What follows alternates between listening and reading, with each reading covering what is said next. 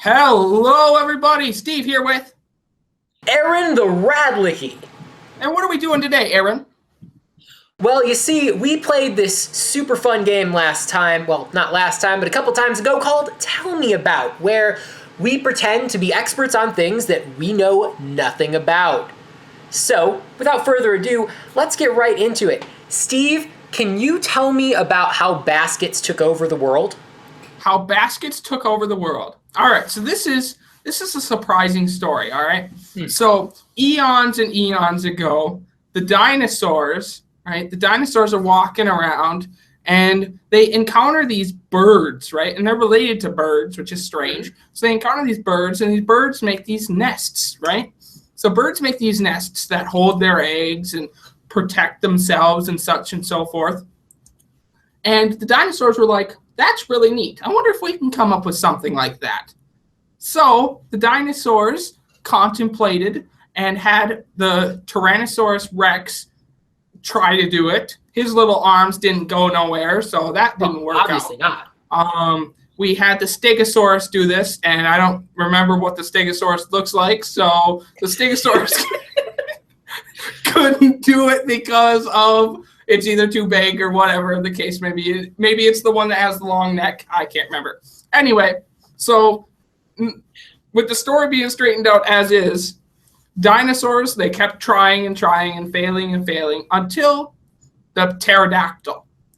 The pterodactyl, with its wingy arms and its ability, big beak, and its bird-like features, made nesting a natural thing.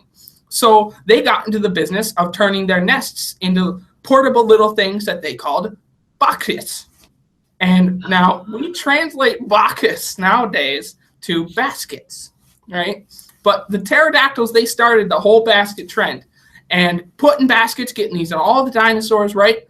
And dinosaurs going crazy. And then the asteroid slams into the earth and dinosaurs are going extinct, right? But their baskets survived. And mankind emerges and encounters these weird things called baskets. And we're like, well, that's really neat and useful. So let's make some of those too. So they learn how to make more and use more because they can't carry around the big giant dinosaur baskets. But they thought that the premise was pretty cool.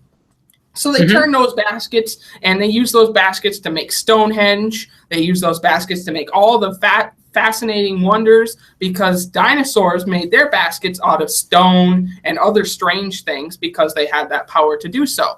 Mankind did not have the power to do so, so the baskets that we know of today are made out of much more simpler materials. But we were able to harness some of the resources that they used in their giant baskets and use them to make some of these insane wonders that we have all over this world today. That's the explanation for everything that's going on in this world today, and that's the explanation as to why baskets dominated the earth. Excellent. That is a fantabulastic piece of information, and it was quite insightful, I must say. So, Steve, is there anything that you would like to know about? Aaron, can you tell me about plastic airplanes in space?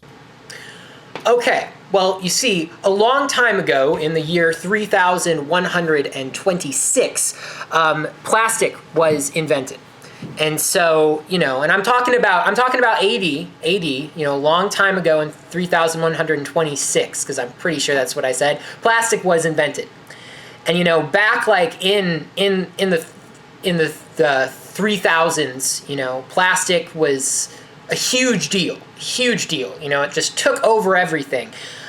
People started to be made out of plastic. They'd be like, "Oh man, this isn't cool. I want to have like plastic skin." So they'd become half robot, half plastic, 1% people, and they really, really loved plastic. They just became obsessed with it, and so they started making everything out of plastic. They started making all of themselves out of plastic. They started making tissues out of plastic. They started making airplanes out of plastic. But you see, the thing about plastic is that plastic is totally resistant to all forms of radiation, as we all know. And so, when they wanted to go and explore space and colonize other planets in the year 4862, they used plastic airplanes. And so they sealed it up entirely with plastic, so that way the sun's radiation wouldn't do nothing to it, because the plastic just reflects all the solar radiation. And so all the people got into the plastic airplanes and they went to colonize other worlds. Now, the first one that they went to colonize was actually not Mars. It wasn't anything in this solar system. It was a distant planet called Altuine. And Altuine was this really cool planet. It had like these twin suns, and it was really deserty, totally unrelated to any other planet. But this one guy, there was this guy named Luke Groundrunner, and he was the first person to fly in a plastic airplane through space to land on Altuine. And there he began to settle the entire planet. They set up like these moisture farms. They drank milk. It was blue. It was kind of weird. And then he ended up, this was the weirdest part, When he landed, he discovered that all of the other people that he came with just disappeared. As it turns out, the plastic airplane killed them.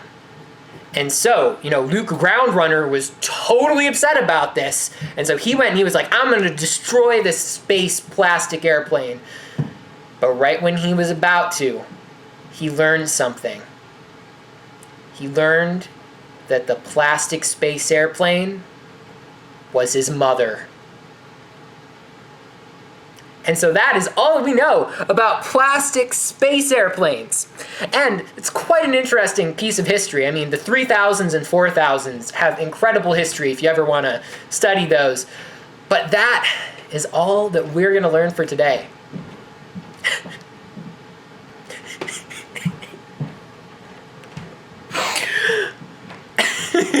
Chirp,